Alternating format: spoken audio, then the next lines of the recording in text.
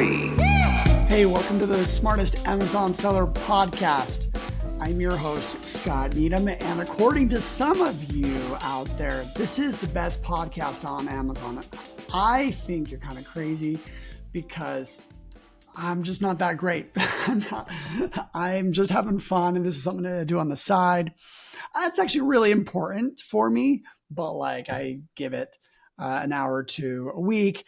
I see interesting people out there and I bring them on the podcast. I learn a lot. I would do this if it was just for me. The podcast just has a way of sharing learnings. And I've been doing this for 5 years.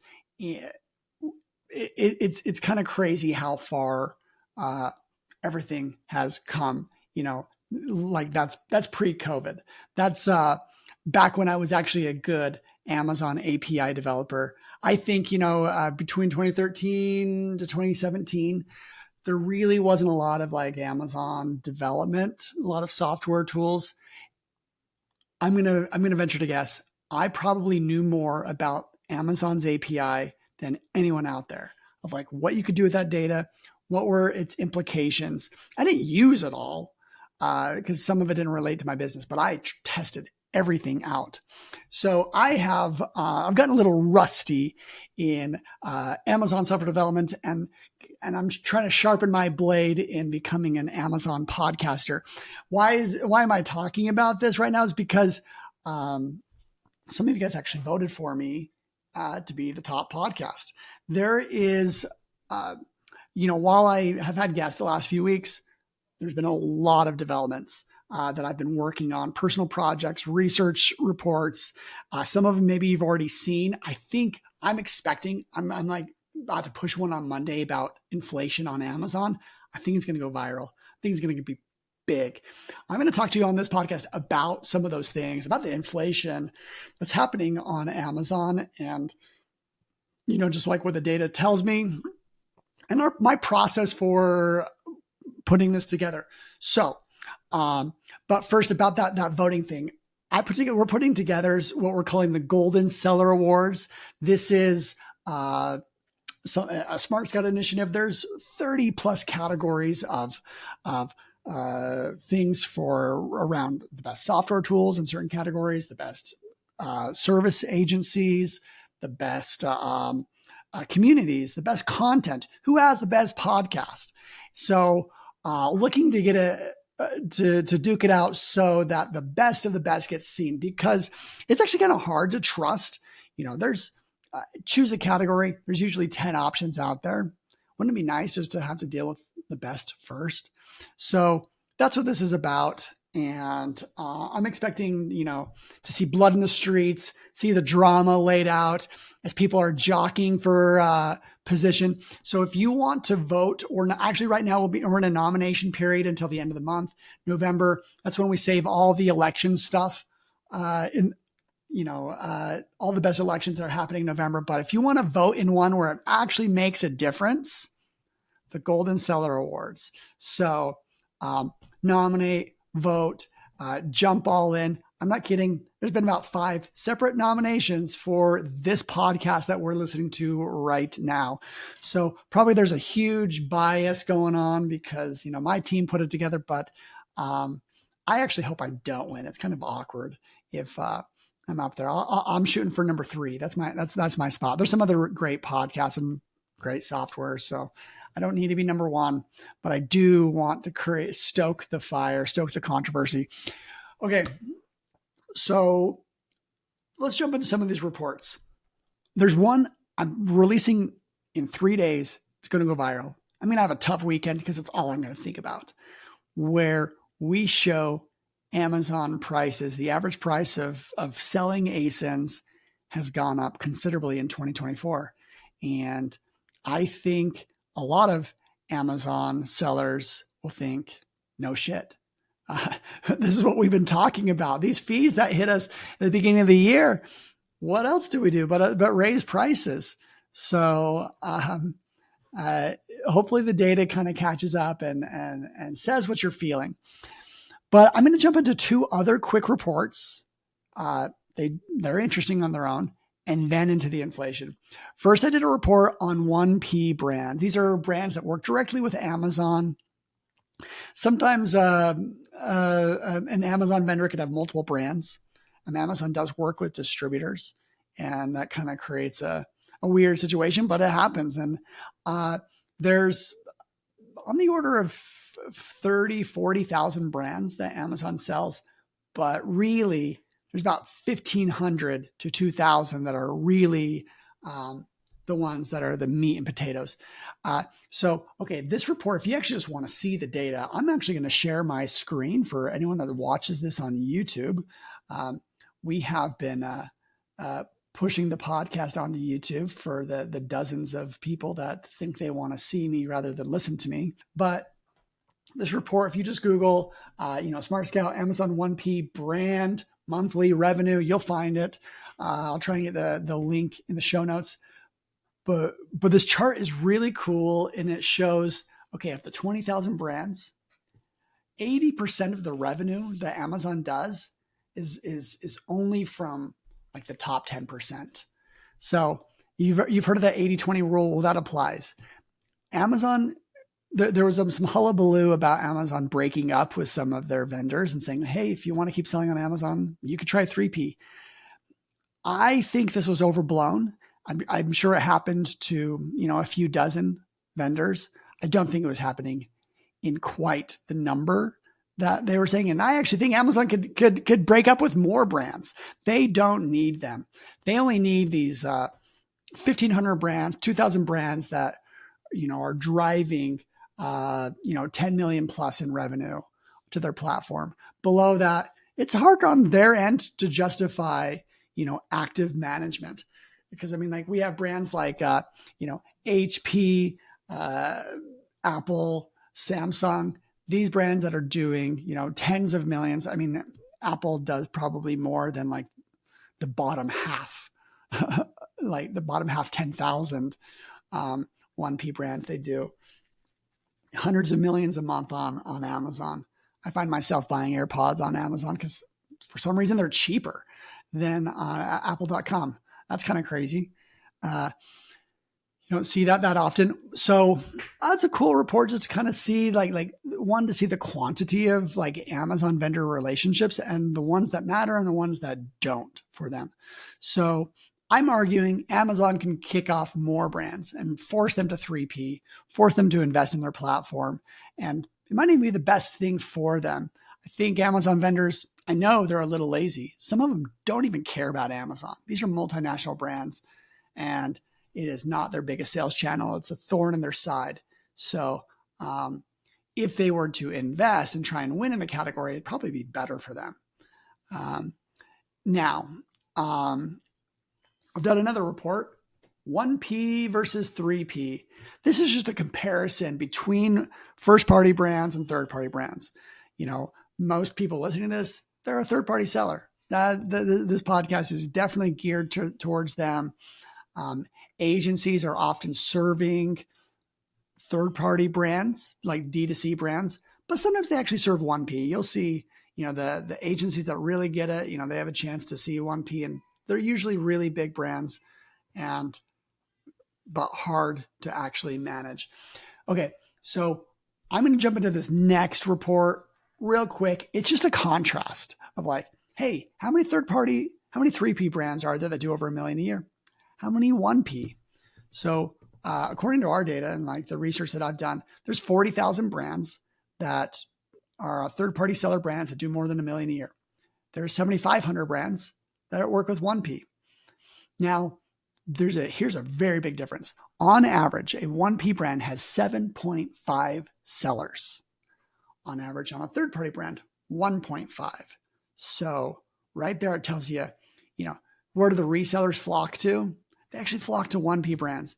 Even though they're trying to avoid selling against Amazon retail, they still, those are the brands that, have nationwide distribution. It's how they get a hold of their product, and they're probably less actively managing Amazon.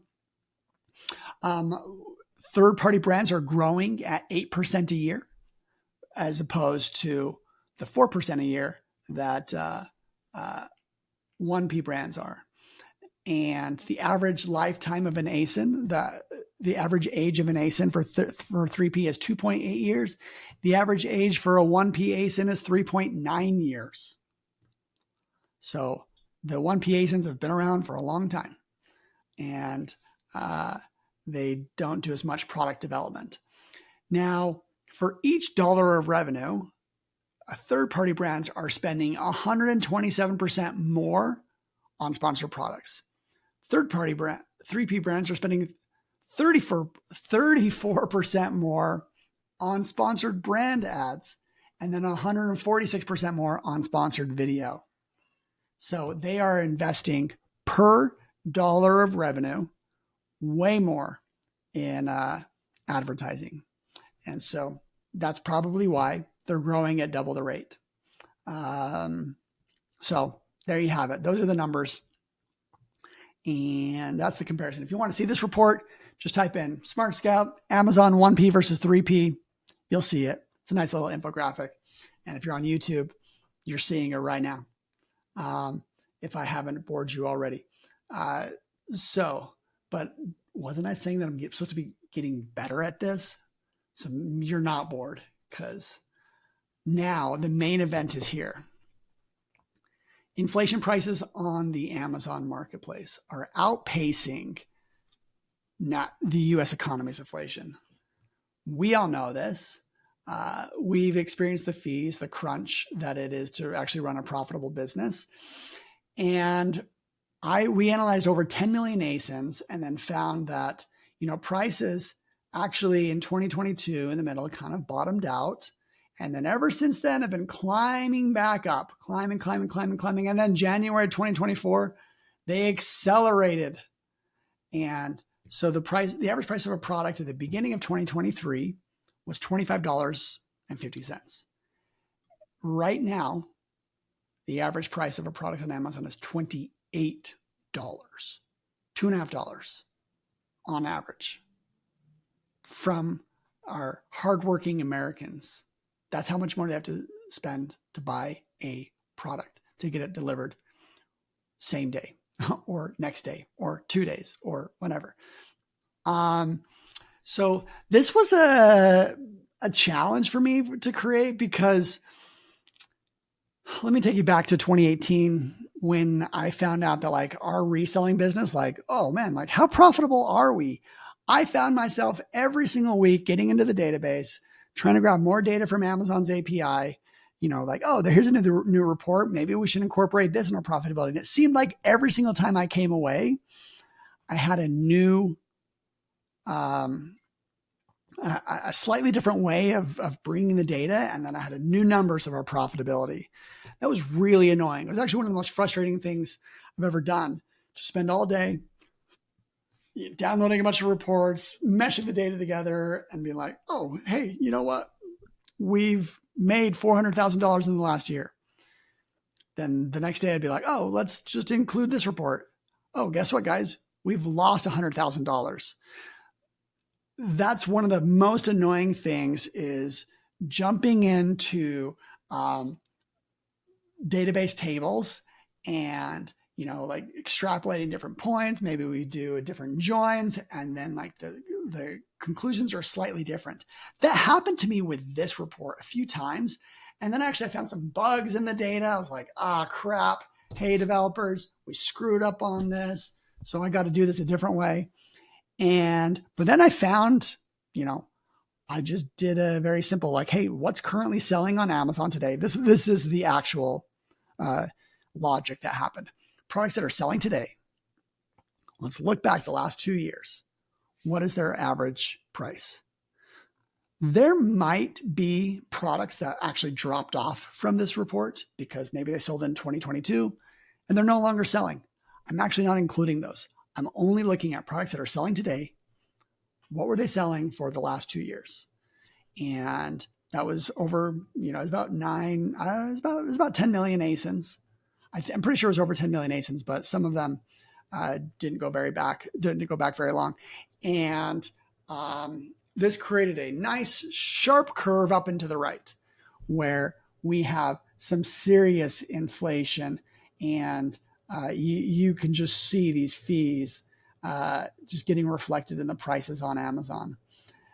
Now, I was like, well, is there more to this story? Sure, yeah. We can figure out inflation for Amazon vendor, for the 1P.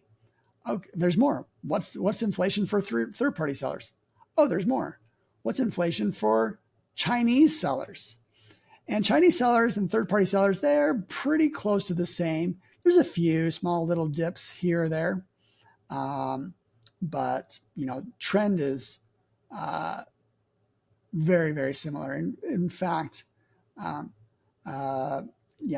have a hard time distinguishing between those two charts, other than the fact that Chinese sellers on average sell things for about 8 to 10% lower prices. But Amazon vendor, one of the interesting things is they didn't quite hit the same inflation. They did bottom out in 2022. I'm sure there was some, if you recall, that was like a softening. So they had probably a glut of inventory, moving product. They pushed it out. Then prices increased at the end of 2022. And then there's a drop. Both times there's a drop for Cyber Monday, about a 2-week Christmas drop in their prices. That was very noticeable on the vendor chart. And they did rise in 2023 a little bit, not as much as sellers. And they rose in 2024 a little bit, but not as much as sellers. Not even at the same consistent curve. It seems a little bit up and down, but overall it's up. So this is a bombshell. I'd be shocked. I'm expecting to get invited to be on the Tonight Show because I've got this awesome data and this charming personality. There's no way that they wouldn't want an Amazon developer to entertain America. This is the entertainment that they need. Everyone needs to know about inflation. Well, you don't really. Everyone hears too much about it. That's actually about every other thing you hear about if you are paying attention to the world, which, I try not to. Okay. But either way, as an Amazon professional, as a seller, as a data provider, this is a lot of fun for me to do and to create. I hope you guys found any of these reports interesting, or even the conversation of how, I built them. So thanks for listening. Thanks for nominating me for a Golden Seller Award. I hope to take one home and finally make my wife proud. It's real hard these days. And the only thing that I can do to make her proud is feed babies. So as we have a 2-month-old right now that likes to cry, but we found a new solution. We're thickening the formula. This is the last thing you wanted to hear, but she was crying and just crying. And then all of a sudden, 2 days ago, we started thickening the formula with some baby cereal, and it's worked like a charm. So I've never expected us to find that. Wow, I'm on a tangent of a tangent. That's today's podcast episode. I hope you enjoyed it. Hope you enjoy when I talk straight to the camera, because then I get to force the conversation to be about things that I want to talk about. And that's the best. So if you miss these, if you're nostalgic for the podcast with just Scott, start from the beginning. When I was real raw, real fresh, when I was when I didn't have zero services, I was just talking and engaging with like-minded sellers. That's the beginning of the podcast. You should check those out. I think they're good and very relevant today.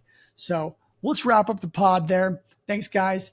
Check out the Golden Seller Awards, and hopefully you'll vote in an election that matters. Take care. 1, 2, 3.